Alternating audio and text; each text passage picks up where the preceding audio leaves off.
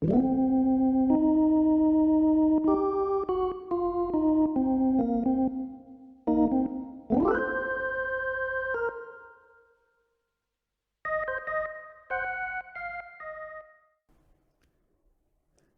and welcome to Rob from the Internet Talks About Beer, a show where we discuss different styles of beer, beer history, beer flavor profiles.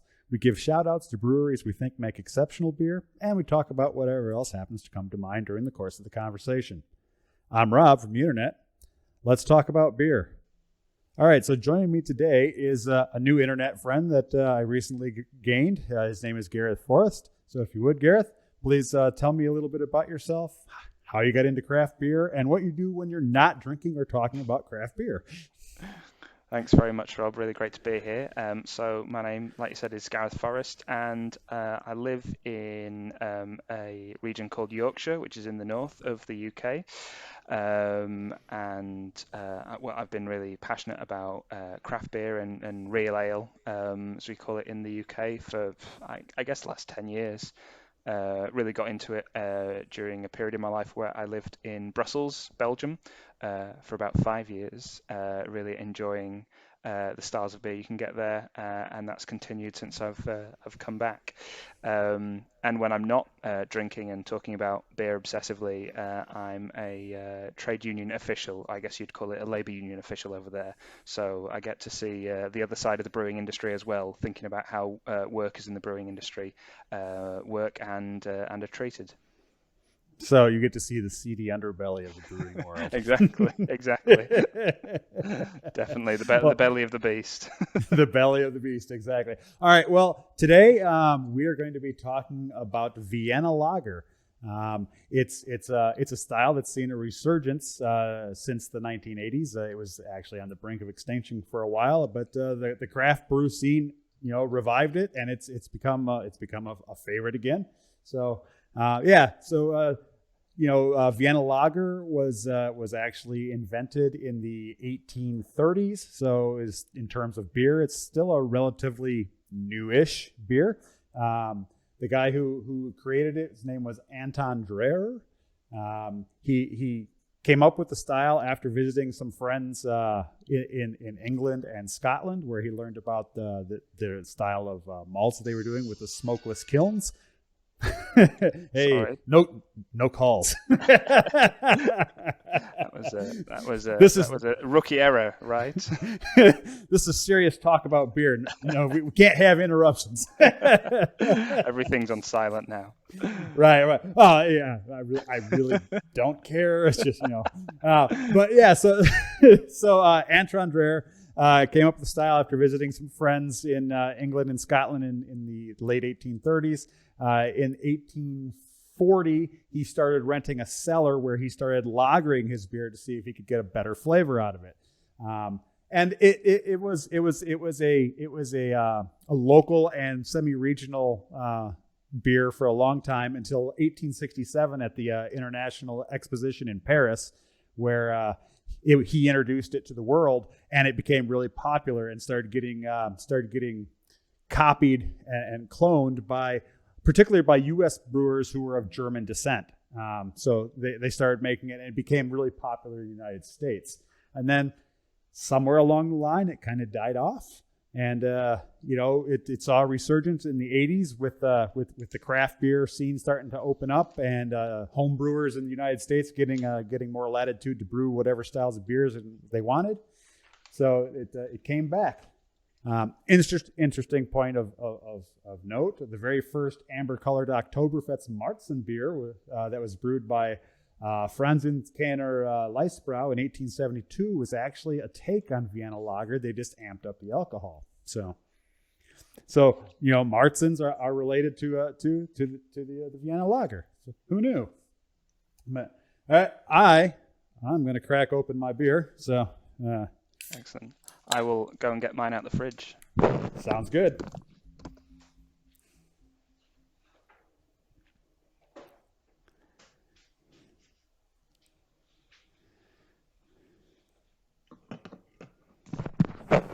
So what do you have there, Rob? I had a bit of a pain trying to get hold of them for a while, some Vienna Lagers. So what have you got? I have got Hopfenmüncher Vienna Lager from New Ontario Brewing. They are based in North Bay, Ontario. That's actually several hours north of where I'm at. But luckily they deliver, and I ordered a mixed flat of all their beers, and this happened to be in there. Excellent, great. So I've got a couple with me today. I spent ages looking online trying to see if I could find an Austrian one available in the UK, but for a variety of reasons that you may be aware of, it's proven quite difficult to get hold of a lot of European beers. Yeah, exactly.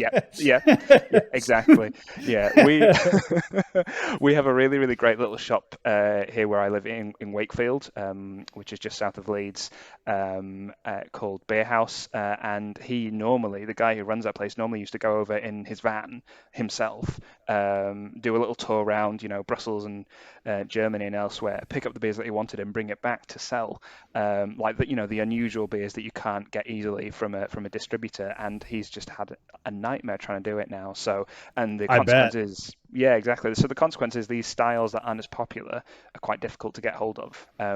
But on the other hand, I did a lot of searching, so I found a couple of not local, but UK breweries that brew the style as well. So I'm quite interested to try. So one of these is a new, last 2 years, I think this brewery has been opened, called Beak Brewery. So it's on the south coast of England, and they have made a 5.2% Vienna Lager. And then This is Utopia beer. They've made a Vienna Lager, and they say their selling point is that it's made with 100% British ingredients, which is interesting. Where are they from? Devon. So they're from the southwest of England as well. So which shall I open? I think I'll open the southwest one. That's a nice. It doesn't matter. You're going to have a beer. I mean, how? Exactly. There we are. Now, if I'm doing my math correctly, let's see. For me, it's 11 o'clock in the morning. So for you, it's what, 4 in the afternoon? 4 in the afternoon, yeah. So, but I started work early, so Hey, no judgment here. I mean, it's 11 o'clock in the morning, and I'm having a beer. So excellent, really nice. All right. So mine, I have it in a fluted glass. It's got a nice coppery color, which is what you would want for this style of beer. It should be like a coppery color to a fairly deep red brown are accepted colors for this beer. The clarity, you shouldn't have any haze. I mean, I have a little bit of condensation haze on mine, but looking through it, I can actually see you on my computer screen through the glass. So that's the way it should be for this style of beer. It shouldn't have any haze. I mean, obviously, if you're coming from a smaller craft brew that doesn't, brewery that might not filter their beer, or they might not be able to lager it for as long as they like, it might not be as brilliantly clear, but it's probably still going to taste just as good. Definitely. I'm excited to see how nice and clear mine is, obviously, apart from the condensation, because it's something that I really do like about German and I guess Austrian beers, is like that really crisp, clean flavor that you get from it. So. Yep. When you're looking at it, it should be carbonation, visual carbonation. There should be some bubbles rising up, but not a lot. So it's like a slow to medium progression of the bubbles from the bottom to the top of the glass. When you put your nose over it, you shouldn't smell alcohol. What you should smell is you should smell a slight bitter hop aroma, but then you should also smell roasted malts. So you're going to smell like it's going to smell like a biscuit, or it's going to smell like some fresh bread, maybe, or it might smell like fresh baked cookies. So it's got that kind of malty breadiness to it. I mean, because that's what it is. It's one of those German styles. It's pure. It's only got 4 ingredients. So definitely, yeah. It smells like cold toast, something like that. Yeah. There you go. Yeah. So you shouldn't get any fruity aromas off, so no esters. There shouldn't be any spicy or off flavors, so no phenols to it. I'm going to take a sip.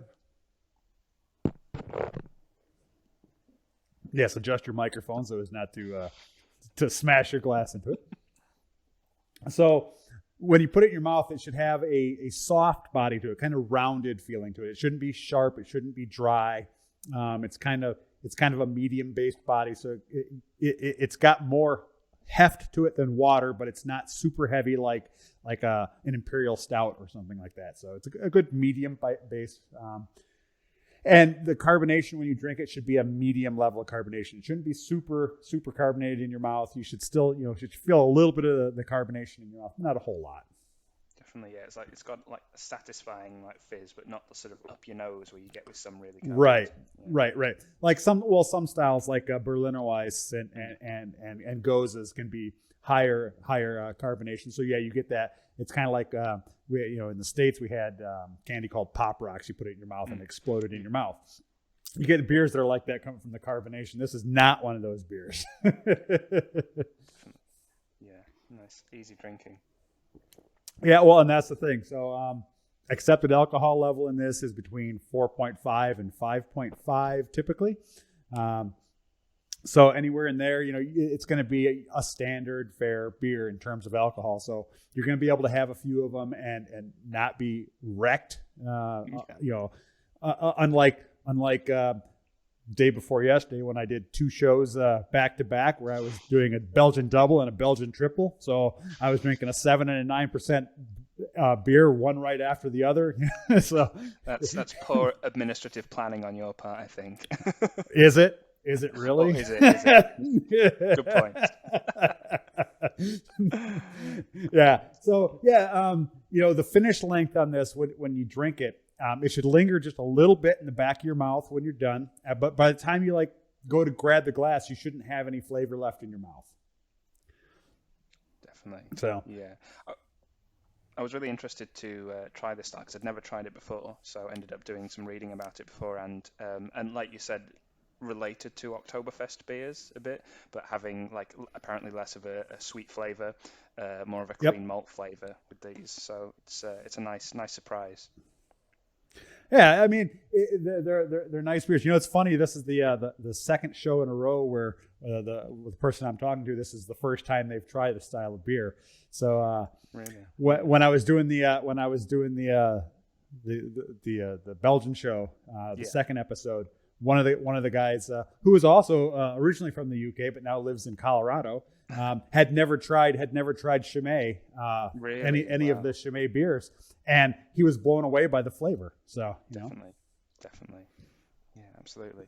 No, this is a really nice surprise and nice to have an unusual style, but like you say, really easy drinking and nice and clean.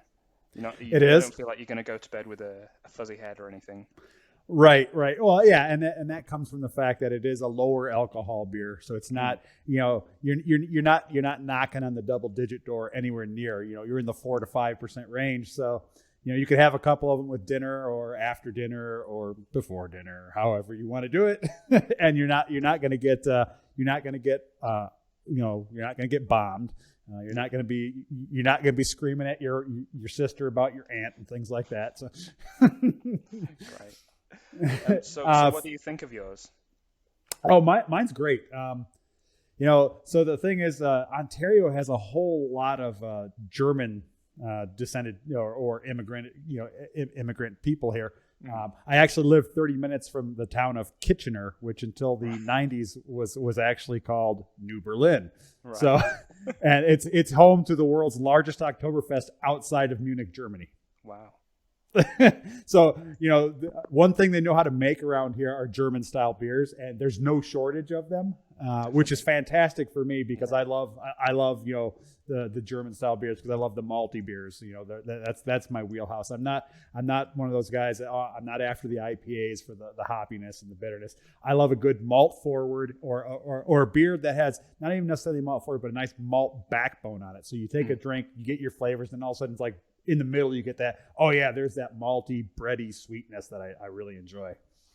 But yeah, this is like drinking a nice toasted biscuit. Yeah. Absolutely, yeah. Wish I could get biscuits that tasted like this, to be honest. So tell me a little bit about your job. So I work for the TUC, the Trade Union Congress, which is like the Labour Federation for unions in the UK. I work as like an official in the region where I live, Yorkshire, and that means I do pretty much a bit of everything. I do a lot of press with regional TV and newspapers. I do some policy work with our local elected politicians, and I spend a lot of time working on campaigns, like issues that matter to like working people. So at the moment, what we've gone through with the pandemic, we're talking a lot about hazard pay and safety for essential workers. So we do a lot of campaigning around that, and then thinking about new industries that unions aren't really present in. And one of the ones that I think about a lot at the moment is hospitality and brewing, which I think is really interesting. You have sort of the big industrial brewers, like for example, there's a big Heineken brewery sort of about 10 miles away from here that produces a lot of beer on contract and also does a lot of their own stuff. They employ hundreds of people. They have a really well organized union. They're on generally good terms and conditions. They have really rigorous health and safety practices. But that's not something you see in, these new smaller breweries, part of the craft brewery movement, where people have come up, maybe two guys or oftentimes women who've been, brewing in their backyard, in their basement, and all of a sudden it's turned into a business that they run. And increasingly, you see problems with that, where workplace practices don't reflect what should be happening in a professional workplace. There's you kind of forget that actually these aren't your mates helping you. These are people who you take a wage, need to live on it, and deserve dignity in the workplace, as well as getting to sling some really nice beers and enjoy working in a brewery or in a bar. So I'm spending a lot of time thinking about and working on how to support these workers, especially as we're in the middle of this Me Too movement in the beer industry. Where women workers are coming forward and talking about the experiences that they've had, because it's such a male-dominated industry, and It access for is. women, is a real challenge, even if you're in the industry, to be taken seriously in the industry. And that's a lot of stuff that we talk about a lot of the time, is dignity and being treated with respect. And from like my perspective and from our perspective in the union movement, the best way you can do that is to be unionized as workers, because then you get to negotiate, on your terms and conditions, how you want to be treated in the workplace. Because the bottom line is, you can't run a brewery without brewery workers, so they've got to be on board with what That's you're true. doing, as well as the guy who owns the place. So how did you get into this line of work? I mean, if you don't mind me saying, you look like you're kind of young, so it's kind of strange for someone who appears to be so young to be so passionate about workers' rights and unionizing. Because a lot of so I'm an older guy. I'm 50, and a lot of people in my generation, we don't think about things the same way as the younger kids do. Like a lot of the younger kids, their whole thing is, I want all this agency, and I want to be able to do what I want and things like that. So to see someone who's obviously younger than I am, who's so passionate about protecting workers' rights is great. But how did that become a thing for you? That's a really great question, actually. And I totally get what you're saying about, we our generation, we do think about work differently. More often than not, we think about, well, if I don't like it in this job, I'll just move on to the next one, because there's not that kind of a job for life mentality that you've had in previous generations, and there's not that job security that you had in previous generations either. That's So true. so we've had to think about it in a different way, but that doesn't mean that you can't, stand up for yourself, and your colleagues can stand up with you to demand your rights and demand dignity in the workplace. And that's really where I came through it from. I mean, part of how I ended up in this job is because of Brexit, which I can maybe talk about later if you want. Sure, we can talk about whatever you like, man. No, the reason I guess I'm so passionate about it and ended up in this line of work is because of what I experienced myself, of working jobs where maybe I wasn't treated with respect by my manager, or things weren't done in a safe way. I worked at a cinema when I started out in life, and that was, I worked in a small cinema where I did everything from cleaning the toilets to dishing out the popcorn, not at the same time, obviously. Hopefully not. Hopefully not. But popcorn is a real pain to get out of cinema carpet, I have to say. Like, I really can't stand it now. Like, I can't eat popcorn because of that. I did that all the way to like selling tickets and actually doing the projection as well, which I thought back then was maybe a skill I'd take with me, through my life. And obviously, digitization of films has put paid to that. So I guess I was on the real tail end of analog films. But working in there and working really long shifts, which I now find out were illegal, under our labor law, and having maybe managers that sort of that didn't treat you seriously because you were young, and that sort of thing. And I saw those patterns through all the jobs that I did. There was, think different with different managers and different people who employ you, but all the way through I saw, the ability to have a say in how you work, over your working hours, over, excessive work, like being expected to work, morning, noon, and night if you were asked to, and treated with dignity, and having some understanding of, when are you going to get a review, when are you going to get pay progression, that sort of thing, which doesn't exist for a lot of people my age nowadays.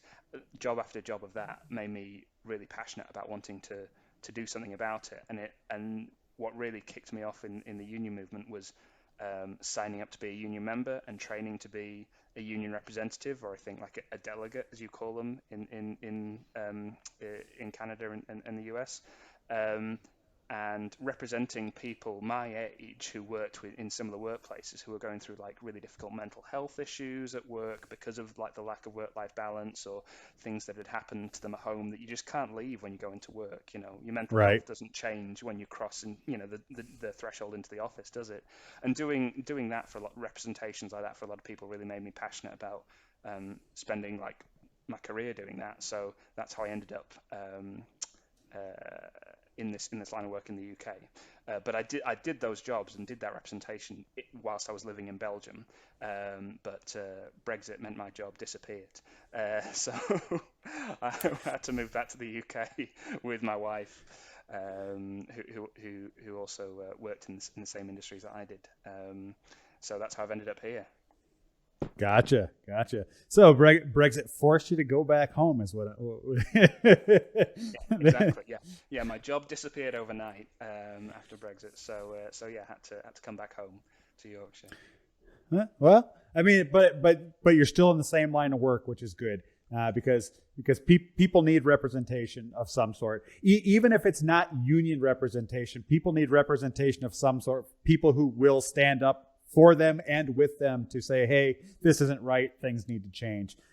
One of the people I've had on my show recently was a friend of mine whose name is Ren, and she runs a business called Beer Diversity, and it's all about making craft beer better, because it is a very white male centric and dominated industry, and her whole thing is trying to make the overall craft beer environment better for everybody: men, women, people of color, people of different and varying sexual orientations. Because it is, I mean, it's a very, for the longest time it was glossed over, but craft beer was a bros club, and it was, it was all about the guys, and women were treated as secondary or tertiary to the experience.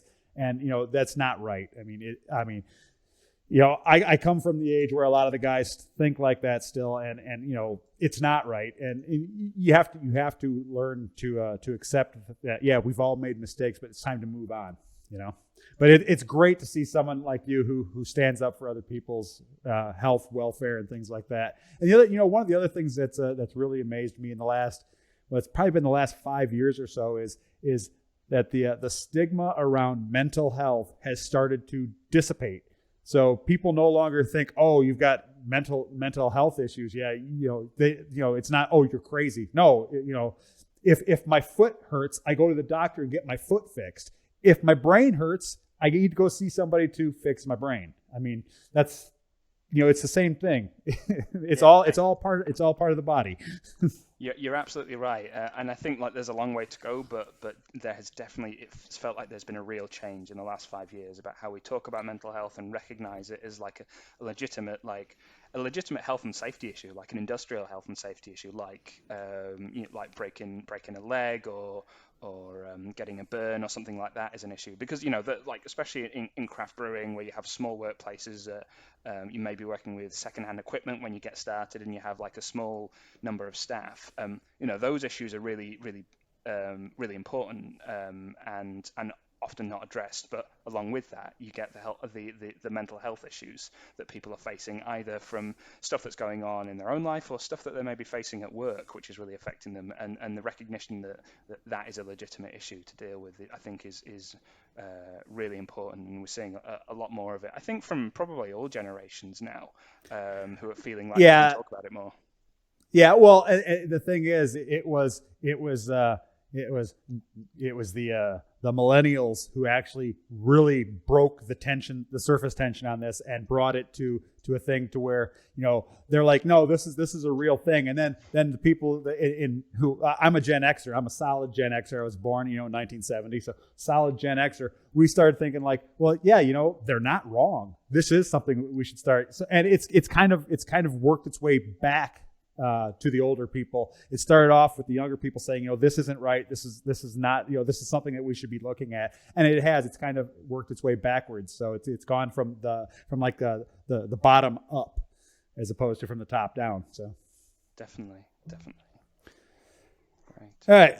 I'm going to have another drink after all that serious talk. Absolutely. So for anybody who might be interested in trying this beer, who's never tried this beer, it would not be too far off the path if you're used to drinking standard pilsners and lagers.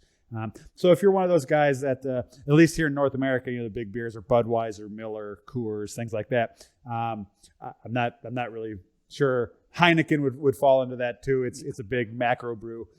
If you're one of those people that drinks those style of beers, this would not be too far off your path for deviation if you wanted to try something like this. It's not going to be as clean and light as those, because those are typically brewed for refreshment as opposed to flavor, whereas brews like this are more for flavor with refreshment. But the refreshment is secondary to the depth of flavor on these. But it would be an easy transition if you're one of those people that's like, but I really like my Coors, or I really like my Heineken. Dip your toe in the water and try something like a Vienna Lager, or try like or a Czech Pilsner or something like that. Something that's going to have just a little bit more flavor to it. This would fall right into that kind of wheelhouse. If you're out drinking and eating and they have this, try it and try it with like grilled meats and vegetables. So it goes great with sausages, and it goes great with grilled fish, as a matter of fact. So it plays off. The fish tend to be more savory than sweet, so this kind of plays off of that. So you get the sweet from the beer with the savory from the fish and the vegetables. It works great if you're like me and you like cheese. It works great with most mild cheeses. So nothing that's like overly pungent or not your super hard cheeses and things like that. But like a good Gouda it'd probably go quite well with like Camembert and things like that. I know it goes well with brie because I've had it with brie. I'm feeling really hungry now. Yeah. Oh, and I mean, it goes well with things like biscotti, like almond biscotti or things like that, because biscotti tend to be more savory as well. They're not super sweet because they're designed to be dunked in your coffee and what have you. So if you're wondering, the proper glassware as defined by the style is the fluted style glass. But it is perfectly acceptable to have it in a tulip style glass or in a standard shaker pint, which is what everybody has at the bars. If they don't have the nonic pint with the bulge in it, they've got the shaker pint, because they're bulletproof, they're built like tanks, and you can stack them 20 high and take them back to the back. Proper serving temperature for a beer like this is 7 to 10 degrees Celsius, which is 45 to 50 degrees Fahrenheit for people who are not metric centric. I have no idea what Fahrenheit means. Well, so I'm from the United States and I live in Canada. So and I've got followers on my social media from both. So I have to use both. Fair enough. Both sets of measurements. But yeah, so it's good. If you're in Ontario and you get the chance, New Ontario makes a great Vienna Lager. Also, another brewery here called Great Lakes Brewing. They make one that's called Elliot Ness, named after the famous G-Man. That's a good Vienna Lager. Sierra Nevada, which is a fairly large North American brewing company. You've probably heard of Sierra Nevada yourself. Yeah. They make one that's just literally just called Vienna. I mean, it's pretty simple. And then Chuckanut Brewery in the United States also makes one that's just called Vienna Lager. So I mean, a whole lot of breweries just go with the style name for the style because they're not trying to be all cute and funny with the names. Definitely. I think you could definitely describe this as like a gateway beer for people who are used to drinking that kind of like refreshing lager that you might get at the bar. This could get you into those more flavorful beers. Yeah. I don't know if you're familiar with Sam Adams beer. Yeah. So technically, the Sam Adams Boston Lager is technically a Vienna Lager. They change up the malt bill just a little bit to give it a slightly different flavor, but it is still technically a Vienna Lager. So interesting. If you're in the eastern part of the United States, Yingling, I can never remember the proper pronunciation. Their traditional lager is also a Vienna Lager. I think I've had that at the bar on the Amtrak when we're on the Amtrak back in 2016. Yeah. Yeah, definitely. Yeah. So I mean, yeah, that's Vienna Lager in a nutshell. I mean, would you believe that we've actually spent a half hour talking about Vienna Lager and workers being treated fairly on the internet? Because time just kind of flew by for me. What else would you want to talk about, to be honest, on a Thursday morning/afternoon? That's right. Thursday morning for me, afternoon for you. It's all good.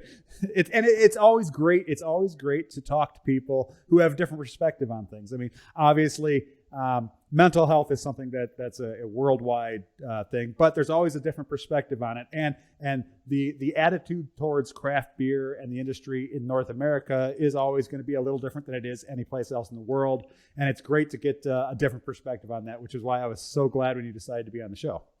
Absolutely, it's been really great to be able to talk about beer in this depth, and I've learned a lot in this session as well. So I'll go away with a new respect and interest in Vienna Lager. Yeah. So yeah, and if you really like Vienna Lager, Oktoberfest beers are just a sidestep from Vienna Lagers, and Czech Pilsner would fall right into the same. It's got a wonderful biscuity, bready flavor to it as well. Might be a little hard for you to get because of the whole Brexit thing these days, but that's true. But it's definitely a popular style to brew with UK brewers, I think, as well, like Oktoberfest and Czech beers. So a bit easier to get than Vienna Lager, I reckon. Yeah. All right. Well, we have reached the end of the episode. So this is the part where I say, if you've enjoyed this episode, please like it. Please subscribe, and if you want to be notified when new episodes come out, click the little bell that you'll see there on the YouTube page. If you have any questions, comments, concerns, questions for Gareth, I will gladly forward them. Just leave them in the aptly named comment section below the video. If you have a suggestion for a beer style or a beer brand you'd like to have discussed on the show, please leave that below too. I'm always open for that because I'm the only one making up the suggestions here, and I'm gonna run out before too long because I'm not that bright of a guy. I mean, I sit around drinking beer all day, so. But yeah, so it's been great. Until next time, I'm Rob from the internet. Cheers.